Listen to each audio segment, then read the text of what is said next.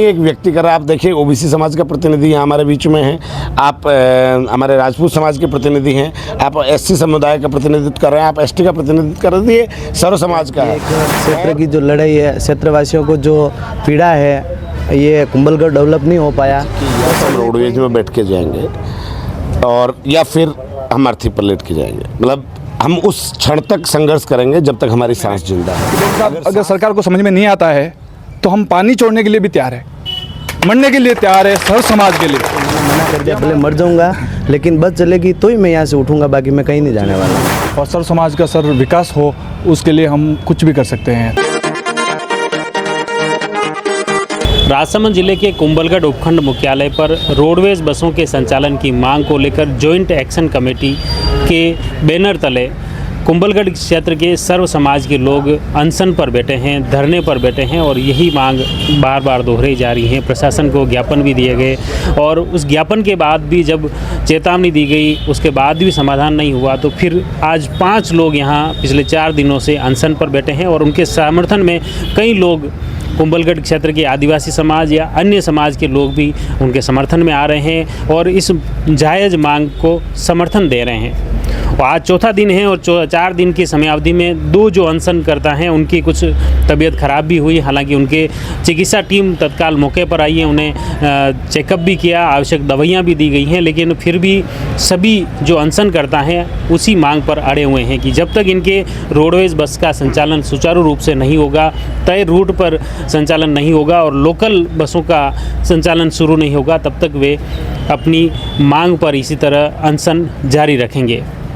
आज हम कुंभलगढ़ में पहुंचे हैं, सभी कार्यकर्ताओं से भी बातचीत करने हैं। इस जो जॉइंट एक्शन कमेटी के कई कार्यकर्ता हैं, सभी सदस्यों ने मिलकर ये मुहिम शुरू की है। उसमें मुख्य डॉक्टर राम मीणा हमारे साथ में। सबसे पहले उनसे जानते हैं, फिर अन्य कार्यकर्ताओं से भी बातचीत करेंगे कि किस तरह से ये जॉइंट एक्शन कमेटी का गठन हुआ। सबसे पहले तो ये मैं जानना चाहूँगा और उसके बाद इस मांग पर आते हैं। पहले ये आपने कमेटी का गठन किस आधार पर किया? इस कमेटी में किन किन समाज के लोग शामिल हैं? जॉइंट एक्शन कमेटी का गठन की बात करें तो ये एक ऐसा विचार था कि जब जनता से, आम जनता से जुड़े हुए मुद्दों पर कोई बात आती है तो कई बार लोग संगठन के नाम पर अलग हो जाते हैं या साथ नहीं बैठ पाते हैं, कई बार पार्टी के नाम पर साथ नहीं बैठ पाते हैं। तो हमारे यहाँ मतलब पार्टी संगठनों की वजह से कई बार जनता के हित के मुद्दों पे 2 लोग एक साथ बैठकर बात नहीं कर पाते।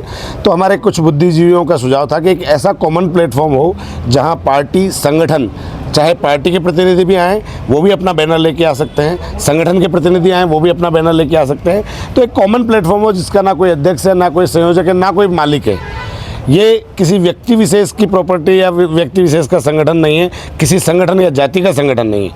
यहाँ कोई भी व्यक्ति, चाहे वो किसी समाज संगठन से ताल्लुक़ रखता हो या किसी पार्टी से ताल्लुक़ रखता हो, वो अपने पार्टी के बैनर, समाज के बैनर के साथ इसमें शामिल हो सकता है और उसको भी बराबर वही सदस्य की हैसियत मिलती है। तो सब बराबर हैं। ये गठन कुंभलगढ़ के कॉमन मुद्दों को लेकर, इसका नाम जो दिया गया जॉइंट एक्शन कमेटी, तो सब मिलकर एक जॉइंट रूप से एक्शन ले सकें, केवल बातें नहीं हो, एक्शन ले सकें।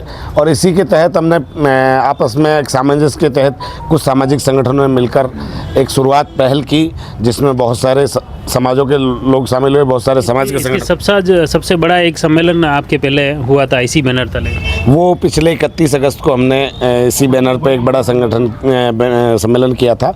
उसमें हमने क्षेत्र से जुड़े हुए करीब बड़े 15 मुद्दे और छोटी छोटी जन समस्याएँ, बहुत सारी परिवेदनाएँ, करीब हमारे पास 100-150 परिवेदनाएँ व्यक्तिगत आई, वो अलग है, लेकिन जो क्षेत्र के बड़े स्तर के 15 जनहित के मुद्दों को हमने 15 सूत्रीय मांग ज्ञापन दिया, उन पर भी हम एक करके काम कर रहे हैं। तो उनमें एक बड़ा मुद्दा जो रोडवेज का था, उसको लेकर हमने उस समय भी बात की थी कि 5 अक्टूबर तक का समय प्रशासन ने कहा था जल्दी शुरू कर दिया जाएगा। हमने 5 अक्टूबर का अल्टीमेटम दिया था।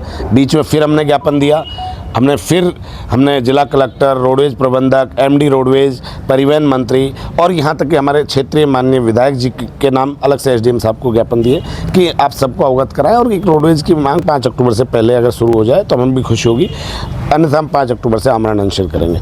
उसके बाद मीडिया के थ्रू भी हमने पुनः अवगत कराया, लेकिन इतने सब होने के बावजूद भी हमने 5 अक्टूबर तक प्रशासन की कोई प्रतिक्रिया नहीं मिलती है और 5 अक्टूबर को मैं आमरण अनशन शुरू करते हैं। ये आमरण अनशन कौन कौन कर रहे हैं आपके अलावा? मेरे अलावा आमरण अनशन में हमारे साथी भाई रघु जी मेघवाल जो पीपला से हैं, भाई भैरू सिंह जी हैं, आप हैं, भाई तेज प्रकाश जी टाँक हैं और हमारे सोहन जी भील हैं। तो ये सब लोग मिलकर, मतलब ऐसा नहीं है एक व्यक्ति कर रहा है। आप देखिए ओबीसी समाज का प्रतिनिधि यहाँ हमारे बीच में हैं, आप हमारे राजपूत समाज के प्रतिनिधि हैं, आप एससी समुदाय का प्रतिनिधित्व कर रहे हैं, आप एसटी का प्रतिनिधित्व कर रहे हैं, ये सर्व समाज का है। और कल सबसे बड़ी बात, यहाँ के जो विश्व विख्यात कवि माधव जी दरक रहे, मायर थाड़ो ये पूट कटे, उसके रचयिता हैं, उनके पुत्र बबलू जी दरक ने भी घोषणा की है कि वो कल से 9, क्योंकि 9 को हमारा महापड़ाव और महापंचायत शुरू हो रही है, तो 9 से वो भी इस अनशन में शरीक होंगे। तो ऐसा नहीं, सर्व समाज का ये जॉइंट वो हो रहा है, मिलकर काम कर रहे हैं। आपका क्या नाम है? मेरा नाम रघुवीर मेघवाल है, कहाँ के हो आप? पीपला। इस कमेटी से कैसे जुड़े आप? सर के जो विचार है वो मुझे बहुत अच्छे लगते हैं। ये एक क्षेत्र की जो लड़ाई है, क्षेत्रवासियों को जो पीड़ा है, ये कुंभलगढ़ डेवलप नहीं हो पाया, तो सर ने कहीं न कहीं इनको लगा कि नहीं यार, यहाँ के लोग बहुत सारे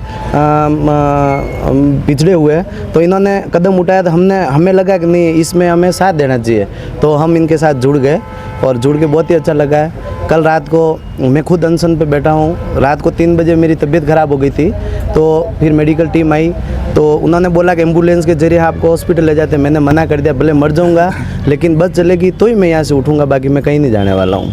अच्छा, तो पांचों की ये चीज़ें आपने, जैसे यहाँ अर्थी भी सजा रखी है, अर्थी भी साथ में लेके आए हैं और यहाँ कल आपने वो चिता भी सजा दी, तो ये क्या कॉन्सेप्ट है? देखिए, हमने एक प्रशासन को चेतावनी दी थी कि या तो हम रोडवेज में बैठ के जाएंगे और या फिर हम अर्थी पर लेट के जाएंगे। मतलब हम उस क्षण तक संघर्ष करेंगे जब तक हमारी सांस जिंदा है। अगर सांस निकल जाती है, हमारे प्राण निकल जाते हैं, तो फिर अंतिम यात्रा ही होगी। तो ये प्रण था और उस प्रण पे हम दृढ़ हैं। पहले दिन हमने अर्थी जब बांधी तो हमने प्रशासन को स्पष्ट रूप से चेतावनी की कि आप इसको हल्के में नहीं लें, हम अपने जो हमने प्रण लिया है उस पर अडिग हैं। और क्योंकि मैं कल शाम को बड़े उसमें गौर से देख रहा था, तो मेवाड़ का राज चिन्ह जब मैं देख रहा था तो उसमें एक तरफ भील और एक तरफ राजपूत योद्धा है, मैं राणा पूंजा भील और महाराणा प्रताप का उसमें प्रतिकृति है, और उसके नीचे एक बहुत बड़ी लाइन लिखी है, जो दृढ़ रखे धर्म को ताई राखे करतार। तो मैंने उसका विश्लेषण जब अलग अलग उससे पढ़ा तो उसमें एक बहुत बड़ी बात आती है कि उस समय उसका विश्लेषण एक बड़े अच्छे उन्होंने किया है कि जो दृढ़ रखे धर्म को, यानी कि धर्म को उस समय अपना कर्म प्रधान माना गया, जो अपने दायित्व हैं, नैतिक दायित्व हैं, उसको धर्म माना गया। और अगर जो दृढ़ रखता है धर्म को, उसको करतार, यानी जिसको हम ईश्वर मानते हैं, वो उसके सहयोग में होते हैं। तो हमने ये दृढ़ रखा है, तो हम इस पर अडिग हैं, हम अपनी उससे नहीं हटेंगे। बाकी जो ईश्वर की मर्जी है, जो कुदरत की मर्जी है, वो सबको मंजूर होगी। और इसी के तहत हमने पहले दिन अर्थी बांधी।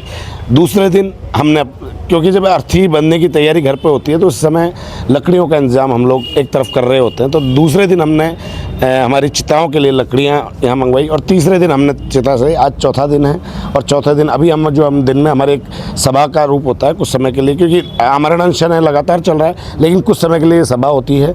उस सभा के दौरान हम अगला कदम उठाएंगे। आज अगली स्टेप होगी। हम प्रतिदिन अपने जो हमारा निर्णय उसकी तरफ आगे बढ़ रहे हैं, तो शायद एक दिन ऐसा भी आएगा कि चिता पे लेटेंगे। भैरू सिंह जी, आप कहाँ से हो? मैं सर कुंभल तहसील में झटपा गांव से हूँ, भैरू सिंह परमार नाम है मेरा। और आप इनसे, इस कमेटी से कैसे जुड़े और फिर ये अनशन पर कैसे बैठे? सर इनकी विचारधारा जो है, की विचारधारा जो डॉक्टर साहब की और सर्व समाज की, जो अभी डॉक्टर साहब जो मुद्दा उठाया है, तो वो विचारधारा बहुत अच्छी लगी मुझे। और सर्व समाज का सर विकास हो, उसके लिए हम कुछ भी कर सकते हैं। तो मतलब रोडवेज का जो डिमांड, तो वो सब हमको करना चाहिए। तो ये रोडवेज की बातें या जो भी आपने 15 मुद्दे उठाए हैं, लगभग इन सभी मुद्दों पर चुनाव के दौरान भी सभी नेताओं ने अपने बातें रखी, चाहे बीजेपी को हो, कांग्रेस को, मैं कोई वो बात नहीं कर रहा हूँ, लेकिन सभी राजनेताओं ने या जो चुनाव लड़ने वालों ने ये मुद्दे रखे। फिर उन नेताओं को कभी आपने संपर्क नहीं किया? नहीं सर, वो उनकी दुकान चला रहे खाली। जो मैं मानता हूँ कि कहीं न कहीं वो देखा जाए तो बहुत सारा गलत कर रहे हैं। न विकास की बात करें, खाली बातें करते हैं वो लोग, काम नहीं करते। इसलिए हम लोगों को रोडा पे आने लगा। बाकी आज आप ही जानते हो सरकार किसकी है, तो वो विकास की बात करें। आज एक मुद्दा बताता हूँ मैं, झटपा गांव का 95% पब्लिक का आज भी मसान भूमि तक रास्ता नहीं है। तो मतलब इस टाइप के भी मुद्दे हैं ना, ये सब समाज का जो मुद्दा है, तो इसके लिए विकास के लिए हम आप कब तक अटल रहोगे यहाँ अनशन पर? सर इसके लिए हम विचार कर रहे हैं। डॉक्टर साहब को कल शाम को भी बोला मैंने कि डॉक्टर साहब अगर सरकार को समझ में नहीं आता है तो हम पानी छोड़ने के लिए भी तैयार है, मरने के लिए तैयार है, हर समाज के लिए। ये हमारा विचार है सर, और डॉक्टर साहब के लिए हम कुछ भी कर सकते हैं। चलो ये देखिए, वास्तव में जो रोडवेज बसों का जो मुद्दा है, जो समस्या है, उस समस्या से जो अनशन पर बैठे हैं उनके विचार हम जानना चाह रहे हैं कि वो किस तरह लगातार इस क्षेत्र के मुद्दे पर अड़े हुए हैं। और ख़ास तौर से जो तेजू जी टांग, जो कि जाना पहचाना चेहरा है, हमेशा क्षेत्र के मुद्दों को लेकर, अपने गांव के मुद्दों को लेकर हमेशा अड़े रहे हैं, डटे रहे हैं और इसके लिए कई संघर्ष भी किए हैं। आज ये भी इस अनशन में शामिल हुए हैं। जो आप ओलादर पंचायत से हो? हाँ सर, मैं तेजराज टांकलाल वार्ड पंच भी हूँ ओलादर का, और वन्य जीव प्रेमी भी हूँ, एमएलए का उम्मीदवार भी रहा हूँ मैं। तो इस कमेटी से कैसे तो जुड़ गए सर आप? मेरे को सूचना मिली, ये प्रेम जी पेंटर हैं, जब भी वो गाना गाया जयपुर नेताजी, वो गाना प्रसिद्ध हो रहा है, तो इन्होंने कहा कि यार वहाँ पे रोडवेज लानी है। तो मैंने ये समाचार सुना, तो फिर मैं भी जाऊँ और समर्थन दूँ। तो मैं आया हूँ और सांप भी पकड़ता हूँ, लोगों की हेल्प करता हूँ। तो क्यों नहीं, रोडवेज आएगी तो फ़ायदा होगा आम लोगों को, और इसी आधार पर मैं यहाँ पे आया हूँ। और रोडवेज चले तो फिर मैंने बोला, मैं कभी ये खाना छोड़ता भी नहीं हूँ, तो मैंने भी हिम्मत की कि मैं भी खाना छोड़ता हूँ और इससे रोडवेज आएगी, और सहयोग कर रहा हूँ। राम जो मीणा तो 4 दिन से आपने हाँ मैंने हिम्मत की है सर, और अब देखते हैं कितना तक मैं हिम्मत रहे हैं और रोडवेज चले। बस मैं दूसरे की हिम्मत तो ये है कि कह रहे हैं भले ही प्राण जाए पर वचन न मैं जाए। भी कर रहा हूँ, कोशिश कर रहा हूँ, आपका आशीर्वाद से होगा। नहीं, रोडवेज हमारा तो नहीं, ठाकुर जी नहीं, का सबका सबका सबका आशीर्वाद, और रोडवेज चले, बस मेरा एक ही दिमाग में। और ये जो भी मुद्दे हैं इनके, तो विकास रोडवेज तो कल आ गई थी एकदम। नहीं, वो तो पागल बना रहे हैं सर। वो रोडवेज तो सर पहले आई, रोड खराब हो गया 2 महीने बाद, और हमको समझा रही है कि रोडवेज आके फोटो खींच दिया, और मेरे को भी बोला तेजू वो गाड़ी आ गई है। मैं क्यों, ये पागल नहीं बनाना, ये तो जयपुर वाली है भैया, तो आ रही थी, जा रही थी, बंद हो रही है हैं। आप तो ये कौन सी रोडवेज चाहिए फिर? हमको तो ये चाहिए राजसमंद से केलवाड़ा के लिए, उदयपुर से केलवाड़ा के लिए लोकल रूट पे। हाँ लोकल रूट पे आए। और ये अंदरूनी जो रोड है, लखमा तक गुड़ा हो गया, समीचा हो गया, 4 बजा हो गया, यहाँ पे पहले कितनी रोडवेज बसें थी आपके पहले मैं बचपन में? छोटा था तो बसें बहुत थी, अब तो बहुत हो गई है प्राइवेट वाली। और ये क्या रास्ते में उतार देते हैं, मेरे को बैठाया और केलवाड़ा से बैठाया, और वहाँ बोला भाई हिचको ले खारी गाड़ी, मेरे को ध्यान से चलाओ, ए तू नीचे उतर जा। मेरे को, मैं एमएलए प्रत्याशी और तू क्या बोल रहा भाई। और ये जो भैया जी है बस वाले मालिक मेरे अच्छे हैं, तो मेरे को नीचे उतार दिया। मैं क्यों भाई ठीक है भाई, बढ़िया धन्यवाद, इतने में तो ये मौका मिल गया मेरे को, तो मैं क्यों तुम्हारे पीछे भी पढ़ूंगा, मैं रोड पे चलूँगा। अब आगे क्या है, मतलब जैसे ये चीज़ें, आप तो एमएलए प्रत्याशी, आप हर चुनाव आप लड़े हुए, वार्ड पंच से लेकर एमएलए सांसद तक का, फिर जी अब तो सर मेरा विचार लोगों की सेवा करनी है, और मैं सांप पकड़ता हूँ तो एक मौत है, मेरे को इनाम में मौत मिलेगी। जब तक मैं हूँ तो सेवा करूँगा, ये भावना है। मौत तो सबको मिलेगी। हाँ, तो मैं भी यही चाह रहा हूँ कि सर सेवा करूँ, बस मेरे मन में ये है कि मैं सेवा करूँ लोगों की। आप ये जो काम करते हो, अपना मतलब जान जोखिम में डालकर सांप भी पकड़ते हो, सब समाज सेवा, इससे घर वाले परेशान तो नहीं नहीं सर, घर वाला, मेरे को शादी हुई नहीं, मैं अनाथ हो गया, मेरा बाप मर गया छोटे थे क्या, तो मैं ये काम कर रहा हूँ। मेरे पीछे कोई जगह ज़मीन से नहीं है, खेती नहीं है, मैं शादी नहीं की आपने? शादी हुई नहीं सर, करना तो चाहता पर हुई नहीं, क्योंकि पिताजी मर गए थे छोटे। और ज़्यादा समाज सेवा के चक्कर में तो नहीं हुआ? नहीं हुआ नहीं था, छोटे थे, अनाथ हो गए थे। अच्छा, तो अब कौन सहयोग करे, सहयोग करने वाला नहीं। इसीलिए समाज सेवा में उतरे? हाँ, तो मेरे मन में था कि मैं कुछ करूं, पैसे गोड़ी हुए तो पैसे दे देता है, मैं पैसे थे नहीं। लेकिन आपने जो संघर्ष किया पिछले 4-5 साल पहले, आप टावर पे चढ़ गए थे, फिर आप देसूरी में धरना दिया, तो ये रोड जो है, लोग मर रहे हैं, अपने आपके राजसमंद के आसपास के लोग मरे थे, बहुत से लोग, वो डंपर या, तो मेरे को लगा क्यों नहीं किसी के सुई चुभ, कांटा चुभता तो दर्द होता है, तो क्यों नहीं मैं यह करूं। तो फिर मैं दिल्ली पहुंच गया पैदल, 6 महीने लगे, और वहाँ से फिर पैदल वहाँ से हवाई जहाज में मेरे को, भले लोग आप जैसे संसद भवन में, मेरे को वहाँ हवाई जहाज में उदयपुर भेजा 1 घंटे में। तो मैंने संघर्ष किया, और ये इसको मुद्दे को भी मैं तैयारी है वापस मेरी, मैं करूँगा। वहाँ पे क्या रहा फिर, आप संसद तक मेरे गए? को जंतर मंतर पे 1 दिन के लिए बोला, मैं क्यों, मेरे को राष्ट्रपति से मिलना है, मुख्यमंत्री से मिलना है राजस्थान के, तो प्रधानमंत्री से भी मिलना है, तो मुख्यमंत्री से मिलना हो गया मेरा, क्योंकि वहाँ सही स्मारक पे मैं गया तो देखा कचरा, तो मेरा शौक है सूरजकुंड बाबा जी के वहाँ भी जाता हूँ, मैं सेवा करता हूँ मेरे ओलादर पास में, तो मैं कचरे का काम करता हूँ, सफाई, मैं शर्म नहीं करता हूँ कि जूटा है ये है, तो इसका फ़ायदा मेरे को हुआ। तो वहाँ पे देखा अधिकारियों ने आके ये जो फोटो खींच रहे हैं पुलिस वाले भाई साहब ऐसे फोटो खींचे थे, तो उन्होंने बोला यार ये कोई इतना अकेला आदमी आया है और अपन 20-20 आदमी आया है। तो इसकी सूचना पहुँची विधानसभा में, राजस्थान विधानसभा में।